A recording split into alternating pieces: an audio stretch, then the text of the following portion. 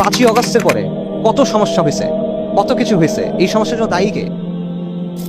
একটা জিকির শুনবেন খালি, মৌলবাদের উত্থান করতেছে, মৌলবাদের উত্থান করতেছে, মৌলবাদের উত্থান করতেছে। শত শত খুন হয়েছে, হাজার কোটি টাকা চাঁদাবাজি হয়েছে। আপনারা চিন্তা করতে পারবেন না কোন লেভেলে চাঁদাবাজি চলতেছে। আওয়ামী লীগের সময়ের যারা ওই সময়কার খুনি এবং মানে ভয়ঙ্কর মাপের লুটপাট করা লোকজন, এদেরকে সবাইকে সেফ এক্সিট দেওয়া হয়েছে। সবকিছু চলমান, কিন্তু সমস্যা কোন জায়গায়?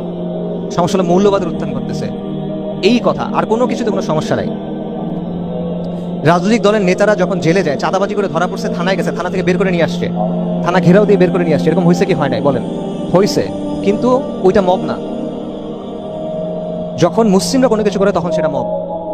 5ই অগস্টের পরে সবাই ভালো, কিন্তু সমস্যা প্রথম তাদেরকে ট্যাগিং করা শুরু হয়েছে। বলেন, আপনাকে ট্যাগিং করা শুরু হয়েছে প্রথম কাকে?